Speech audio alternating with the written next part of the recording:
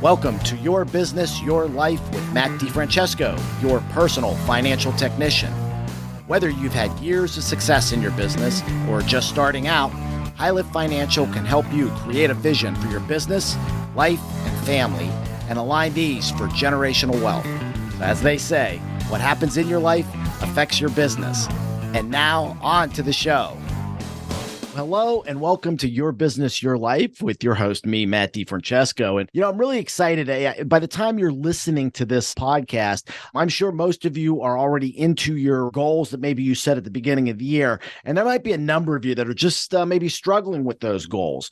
And, it's interesting. I had a mentor of mine tell me years ago, says, if you keep doing the things that you're doing, you're going to keep getting the results that you get. And so, I'm really excited because my guest today is a gentleman who helps people to break out of those patterns. And his name's Bruce Schronce. He's the founder and CEO of StrongLead, which is an organization dedicated to helping business owners and their employees become great leaders, develop great teams, and develop a company culture that fosters business success without the pain of people problems. So now Bruce has 25 years of experience as an executive, entrepreneur, speaker, a mentor, a training facilitator, a spiritual leader, a leadership coach, anything else. Doctor, lawyer, Indian chief. Can I throw those in there, Bruce? I think that's got it all covered. I think we do have it. That just means I'm old. Ain't that the truth? I know the feeling. So he specializes in a lot of executive development, helping teams to develop and organizations develop, just to help create positive growth and significant impact, not only in their businesses, but also in their communities. Bruce is married to his childhood sweetheart, Sandy, and they have two sons, Ethan and Hunter. So Bruce, I'm really excited to have you on the program. Welcome to Your Business, Your Life. Thank you, Matt. It's a privilege to be here. No problem. Excited about it. Yeah, and like I said, I'm excited about it. I got to meet you at one of the conferences last year, one of the collision conferences last year, and got to hear his talk. And it's interesting because it really wasn't auto related. All right. But it was basic principles that all of us need to hear. And so, Bruce, before we kind of get into some of the meat, just tell us a little bit how you got into coaching and how you came to start StrongLead. Yeah, absolutely. So as I think about that, I guess there's three things sometimes that come together for a vocation. Right. And the first one is just passion. I love leadership and leadership development. I've just always been very intrigued by it. It doesn't mean I was always good at it, but always liked seeing great leadership and was influenced by a lot of good, strong leaders throughout my life. So eventually it was just something where I kept being put into these roles, and it just started developing into a passion, became something that I just cared a lot about. I wanted to see good leadership, whether it's in the home as a mom or a dad, or in the business, in the vocation as a leader, or in the community, whatever. But it just became a big deal for me. So that was the first part of it, is just that passion. And fortunately, a lot of my experience and education was all geared around leadership, even when I really wasn't planning on that being the case. So that just happened. I had an advanced education, master's in leadership development, got certified as a leadership coach. That kind of sort of lit a greater fire in the passion, because once I got involved in coaching as a leadership coach, realized that, boy, this is a great tool for doing what I really love to do. And because coaching is not about coming in and telling people what to do, it's about coming along beside them and helping them discover that. Oh, exactly. Yeah. Exactly. So I guess that was probably the second part of it. And then thirdly is that there is a great need or opportunity for that. And I just started seeing that in businesses that I worked with throughout our community. There was a great leadership vacuum. And so eventually, as all of those things began to come together, it sort of kind of culminated when I was doing some work serving on the executive board for the Chamber of Commerce in our community, and saw that, boy, there's just a tremendous need here, and felt like that was sort of developing into a calling for me. And I decided, okay, I'm going to start both a for-profit and a not-for-profit organization on leadership development. Okay. So you have both. I do. StrongLead is our for-profit leadership organization, and Catawba Valley Leadership Foundation is our not-for-profit. And so we do the same thing in both areas. We just work with different groups of people. For example, in our not-for-profit organization, we're working in 8 high schools now, 500 students doing leadership development Oh, wow. for juniors and seniors. So, yeah. Oh, that's great stuff. And you know what? I don't know if you're familiar with Robert Kiyosaki, but, wrote the books, Rich Dad, Poor Dad, Cash Flow Quadrant. Yes. And that's, one of his mission is to become the educator that basically his father was, because, and as he says, financial intelligence is something that's not taught in schools. And I think the other thing is leadership development is something that's definitely not taught in schools. Right. And, I find absolutely. I had a son that was an athlete, and luckily he was a leader, because I was always, I've been involved in personal development for 30 years. And I love all the John Maxwell stuff, and, and Pat Lencioni. There's a lot of great leadership stuff that's out there. Yeah. So I think he got some of that, but it's amazing how many of his teammates were just very much self-centered. And it was really about themselves. Right. And so I think it's that whole idea of developing leaders in our young people is really a key thing. Yeah, absolutely. So I think that's a good thing. We love doing it. So it's in our blood.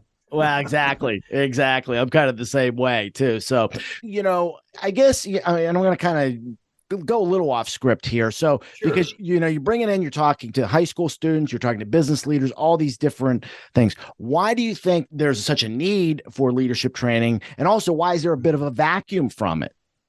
Yeah, that's a great question. I think a part of it kind of starts as a dysfunction in our education system, because if you think about the very original processes of education centered around some critical questions, like, number one, who am I? What's my purpose in life? Right. And then secondly is, how do I relate with other people, and so that I become a contributing citizen? And then how do I develop right leadership influence? What does that look like?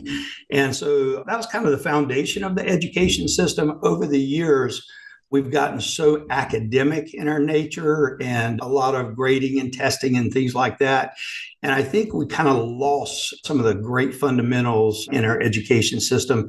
So that created this pipeline of, quite honestly, poor leadership coming into the workforce. And then that just multiplied. And so we get people that get really good at their jobs, but a lot of times they're missing other critical elements of leadership. So maybe we develop technical skills, but we do not develop personal skills, personal development skills, relational skills, just problem solving a lot of times. So all those things connect with a greater understanding of leadership and leadership development.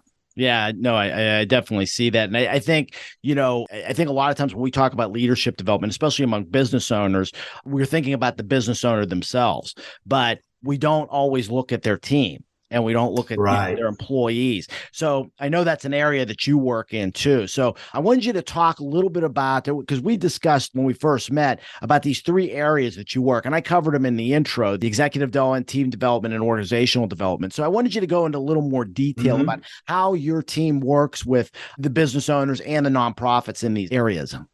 Okay. Yeah, absolutely. So one of the things that we do when we're addressing those areas, and I'll get a little bit deeper into that, is one of the first things we do is provide a 90-minute consultation. So this is an opportunity for both clients or nonprofit organizations to say, we have some gaps here. We need to fill those gaps, and you guys have what we're looking for to help us be able to do that. And then we're also, at the same time we're doing this consultation, we're interviewing our clients also, because we want to make sure that it's a good fit both ways. Right. And so we provide a 90-minute consultation with people that just help us know that, yeah, there's some gaps that need to be filled, and we're a good fit for connecting to help do this the right way. So that's sort of the first phase. And the second phase is, once we do that, it gives us an opportunity to think about, okay, what is needed in that leadership development? And we write up a proposal from that perspective. And typically will involve one or all of 4 different areas. So we do one-on-one executive coaching, we do team coaching, we do high performance leadership cohorts, where we'll have people coming from different organizations and collaborating together on leadership development, or we'll come in and do a total leadership development plan and business plan for an organization. So we do the leadership and business. We typically don't set out to do so much business development, but it all ties in so much together. So, and then we'll end up working with people like you guys also partnering in this process because there's expertise that we don't have also. Oh, exactly. Exactly. A lot of the core focus that I do is helping these shop owners to create transition plans for their business. And how do we create multi-generational wealth for their families? And family businesses they're kind of unique animals. There's a lot of dynamics that are involved. I laugh because sometimes people think that selling to a third party is the hard part. No, it's really not. It's about running the numbers, building the value that the shop owner can get it. But when you've got a family business, now you've got family dynamics, you've got business active children, non-business active children, you've got key people.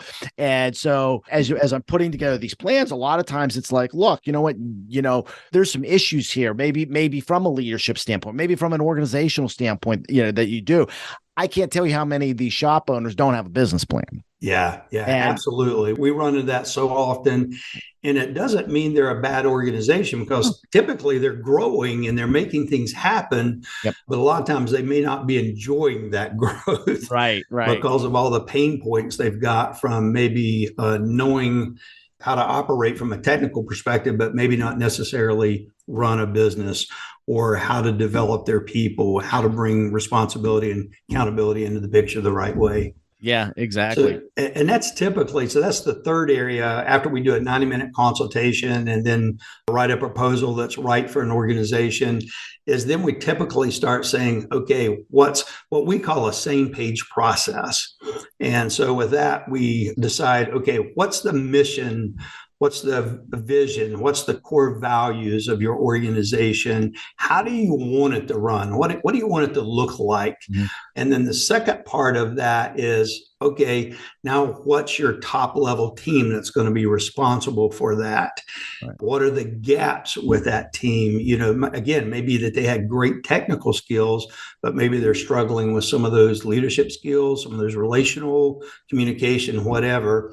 And then from there, we'll say, okay, what's a 5-year target? And if you're looking for that 5-year target, what are the things that have got to be in place for that to become a reality? And then lastly is, okay, what's the way forward?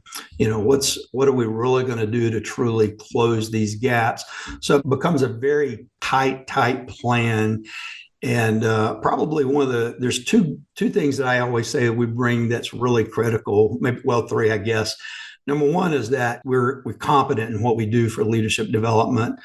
The second thing is that we're not part of the team. We're not part of the organization. Right. So a lot of times that allows us to be more direct, more blunt, ask the harder questions, hold people accountable in different ways, but also just bring things up from a perspective that you may just have blind sides to. Then the last thing is, okay, now how do we collectively bring all of that together in a way that is very holistic for the business.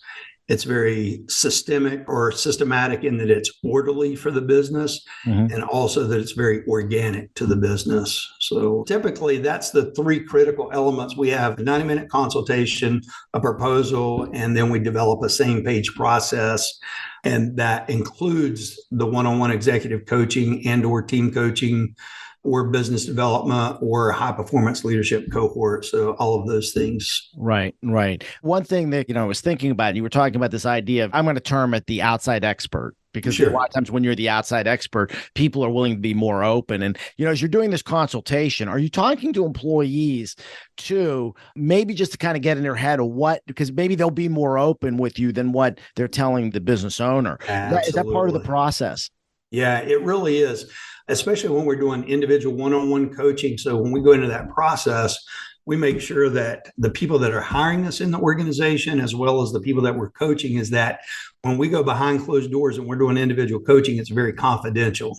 Right. So it's a safe place. We don't have a dog in the fight as far as hiring somebody, firing somebody, promoting somebody. That's not our job. Our job is simply to help whoever we're working with, business or individual or both, be able to perform at the highest level possible. And what are the things that are getting in the way of that?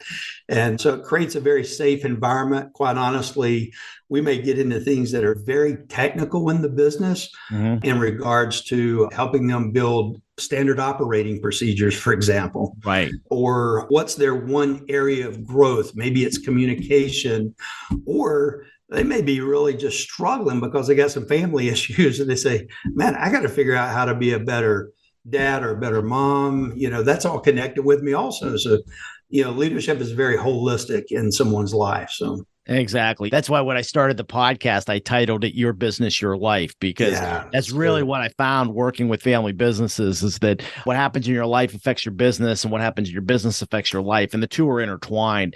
And, a lot of times matters of contention between children that are in the business and parents, a lot of times is the children not really, and the parents not really recognizing this, but the children not realizing that, the parents probably have built this from the ground up, and it's like a child to them.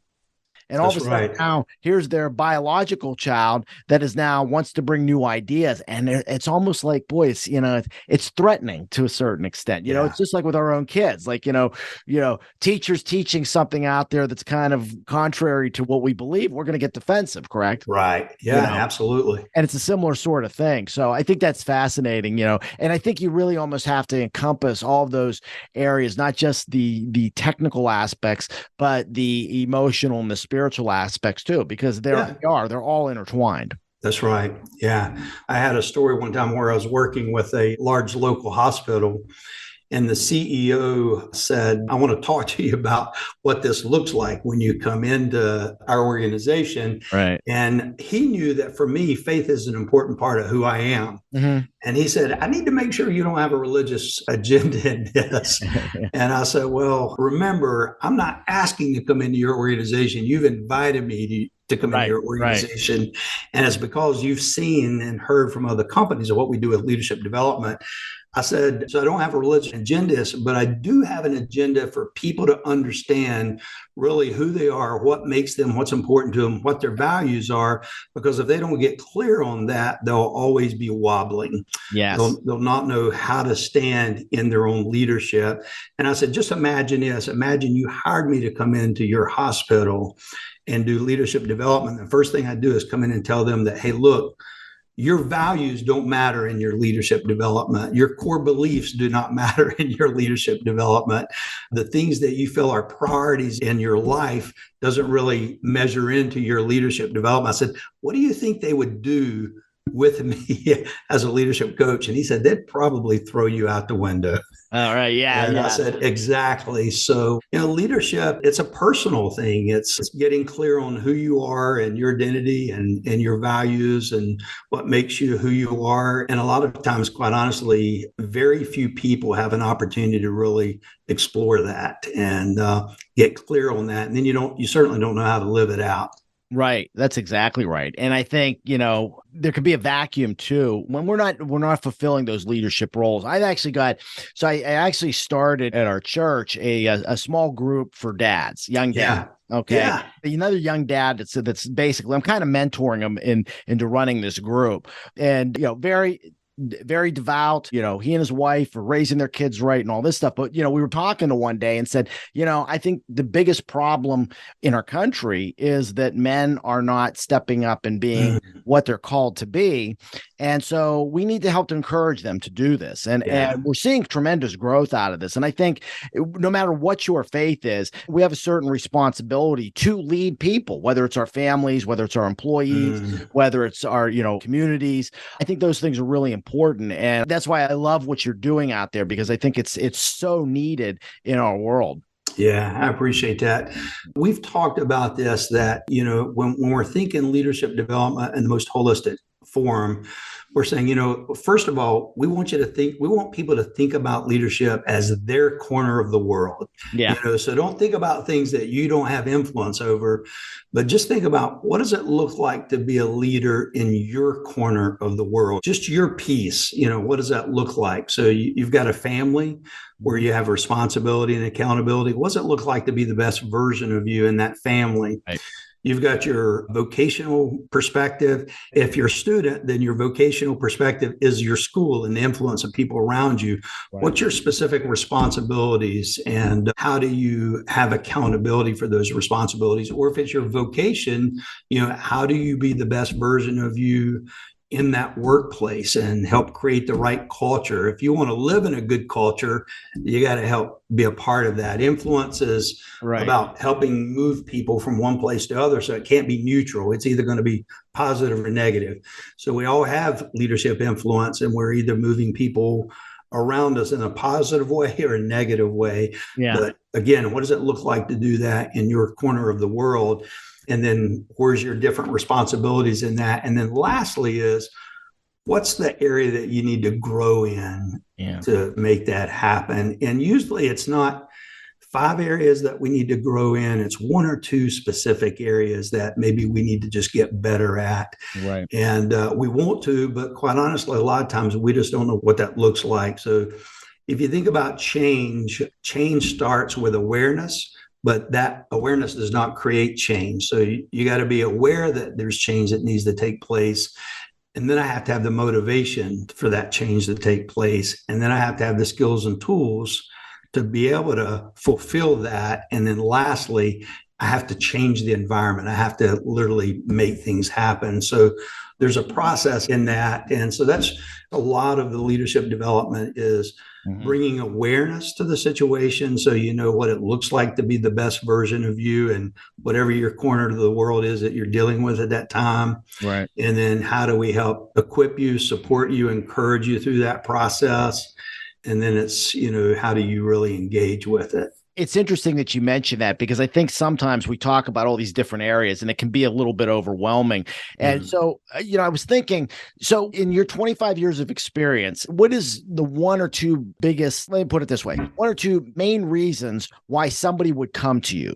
Does that make sense? Yeah, absolutely. One of the reasons typically is clarity. Again, whether it's an organization or it's an individual, number one, it's about clarity. We gave out a book this year from Ryan Holiday to our clients called Stillness is the Key. And so a lot of times, one of the things that we help with our clients is just to get really clear on who they are, who they want to be, how they want to perform as a business, what's critical to them, their values and their non-negotiables. And then what do they really want the culture of their organization to look like? One of the values that we've talked about a lot with companies is that they enjoy the journey.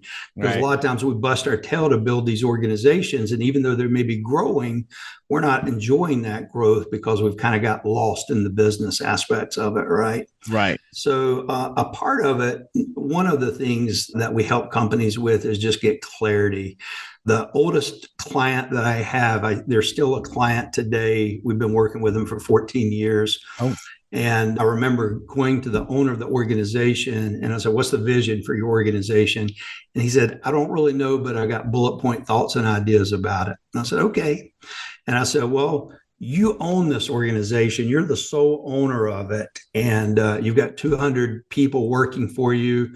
Since then, now they have 2 buildings and 200 people. Now they've got 5 buildings and 600 people. Wow. And I said, as the owner, what's the purpose that you want to provide for the people that work here? What's that mean to you? What's the significance of it? And he had the same response. I've got bullet point thoughts and ideas about it, but I'm not real clear on it. Yeah. So our initial coaching with him started let's help you get clear on that. Wow. And so we helped him shape clarity around his purpose. Then that shaped into a good vision. And then that shaped in, okay, I've got to develop a team around me that's on the same page. So how do we create a team that has cohesion? So you got clarity is first, and then it's how do we create a cohesive team? Right. And then lastly is how do we develop competency in those individuals so that they're the strongest team they can possibly be? So day in and day out, I'd say it's primarily those 3 areas. Okay. I need clarity, or I've got clarity, but my team is not really cohesive in working together towards this clarity.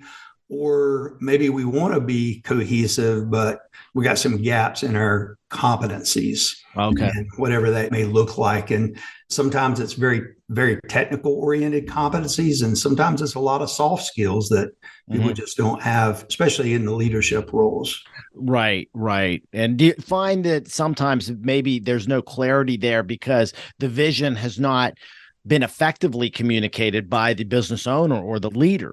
Yeah, absolutely. So again, a lot of business owners, they've been great at developing a business, Hmm. but they really haven't, it hasn't been their expertise to develop leaders around them. Right. And so, you can only grow a company or organization to a certain level by yourself. And then you have to have a team to expand it any further. So I found that out myself. When I started StrongLead and Catawba Valley Leadership Foundation, I ran it for several years just by myself, but I could only grow to a certain level. And now I have two business partners with me. We have 7 team members. We have 15 contract coaches around the country, but we had to make sure that team was all on the same page and working the same way towards the same goals. And it takes some work on the front end, but man, it really makes your life a whole lot easier in the long run. Isn't that the truth? Isn't that the truth? Yeah. So we're getting pretty close on time, but I did want to Okay. ask you because we talked a little bit about this, and I mentioned to you, my niche is with collision shop owners, and many people, like a lot of my peers, look at me and they're like, D-Friend, we don't understand. We're all going wider, and you're going narrow and deeper. Like, and so I think it's counterintuitive to what most business leaders think, but I know that's something that you talk about. This whole idea of targeting and niching. So why do you recommend that to your clients? Yeah, especially when you're talking about people that aren't huge businesses. If you're huge, huge, huge, maybe you got excess funding and everything that you can go in a lot of different directions. Right. But for most of us, that's not typically the story. So, we talk about that. There's a favorite quote from Woodrow Wilson that says, your first and greatest condition of successful leadership is absolute identity with your cause. Mm-hmm. So the more you can get very dialed in and focus and clear with who you want to be, then it starts to help you know what to say yes to and what to say no to. I remember when I was in college working on my master's in leadership, there was a college professor that challenged me. It wasn't a requirement, but he challenged me to write a life purpose and mission statement. Oh, And he said, if you can do this, and if you can get really clear and you can articulate it in writing, it'll become a plumb line for the rest of your life. It'll help you know what to say yes to, what to say no to. It'll help you know when you're off track, when you got your ladder on the wrong wall, right. and whatever. And it'll help you enjoy your life because you'll be okay to say no to things that are just going to be a deterrent or distraction anyway. And so I think that's really critical. We know that, the old saying goes that everything rises and falls on leadership, and leadership starts with a clear vision of, again, who you want to be and where you want to go and how you want to get there. And then you start working with the pieces. Okay, who do I need around me to help me in that process? Right. What are the processes that are going to help sustain me and make things easier for us? And so it's just valuable to get really dialed in and clear. The old saying, if you aim for nothing, you're bound to hit it. Right. Well, we want to Exactly. make sure we're aiming for something and that something is good. Right. I got you. And and I'm going to give you a little plug here that, I think a lot of times trying to answer those questions, who are you and what do you want to do or become? They're tough on our own to try to answer them. And I think it's a benefit to have somebody like Bruce or his team to help guide you through that. So, I know even in the exit, in this transition planning process, I bet 90% of my clients come at some point they're looking to transition, they don't know how to do it, and they'll go to some of my peers like, hey, I'm going to sell to a third party. And they'll start talking to them and find out, well, they'd like to transition to a family member, but they have no idea how to do it. And that's how they get to me. Yeah. And so that's what I tell them. I'm like, look, I know you don't know how to do that. I do know how to do this. There's a process that we're going to follow, and I'm going to hold your hand through it. So I think that's where a real benefit comes that StrongLead and you and your team provide is probably a lot of that hand holding to help people walk through. You're not giving them the answers. You're basically guiding them to find the answers for themselves. Am I right? Yeah, that's true.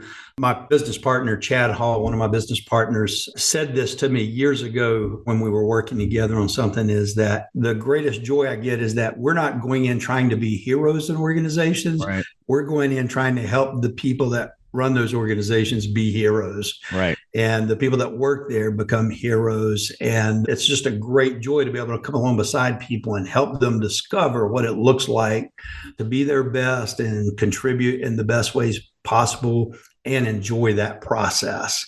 Exactly. And so I tell people all the time, when they're saying, what's one piece of advice that you'd give me over your years of experience and all your mistakes, the things that where you learn from your own mistakes. And I tell people all the time is invest in yourself. Invest in yourself. It's your greatest return on investment. And what I mean by that is give yourself some time to get still, have people ask you questions that will help, that will challenge you to know better about who you are, what you want to accomplish. Same way with your business, and then get some help in that process. And I've seen it for me in my own business, getting coaching we get coaching for our own leadership development organization. We get coaching to help us. Right. My partner has another organization where he trains and certifies people for the coaching industry. Oh. And so we call on those people sometimes to be our coaches and help us through that process.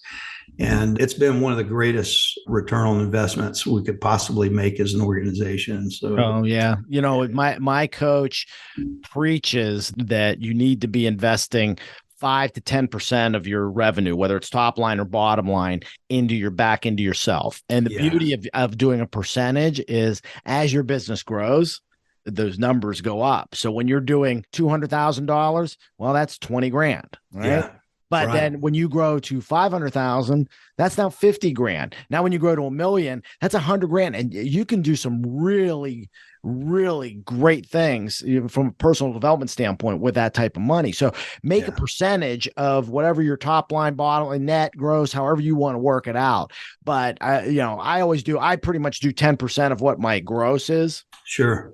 Because I think it's that important to me. And I think having a coach is vital. I wouldn't be where I am now without my coach. So, I appreciate that and just believe in it wholeheartedly. I used to say that your people are your greatest asset, but I've come to say that they're your second greatest asset. You are your first greatest asset.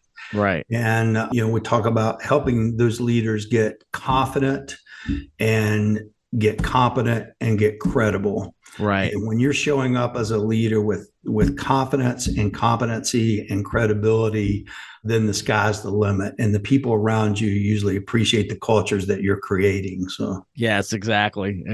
So, well, Bruce, I've really enjoyed this. I mean, I think it's so critical what you're doing. And I love that you're providing this to business owners. So, we're going to put Bruce's contact information on the show notes, but go to stronglead.com and right there, somebody can just schedule a complimentary evaluation, correct?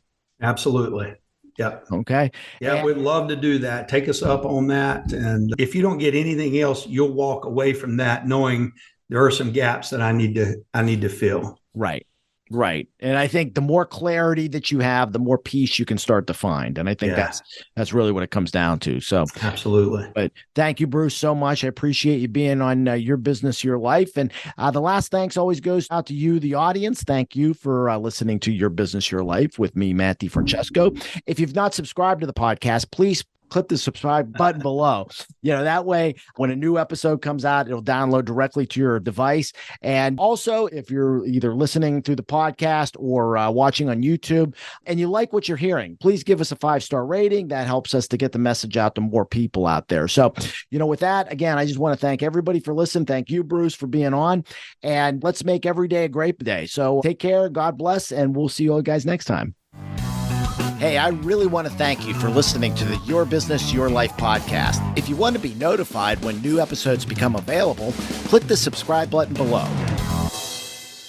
The information covered and posted represents the views and opinions of the guest and does not necessarily represent the views or opinions of High Lift Financial. The content has been made available for informational and educational purposes only. The content is not intended to be a substitute for professional investment, legal, or tax advice. Always seek the advice of your financial advisor or other qualified professional with any questions you may have regarding your business or personal planning. DeFrancesco Financial Concierge, LLC, DBA High Lift Financial, is a registered investment advisor. Registration with the United States Securities and Exchange Commission or any state security authority does not imply a certain level of skill or training.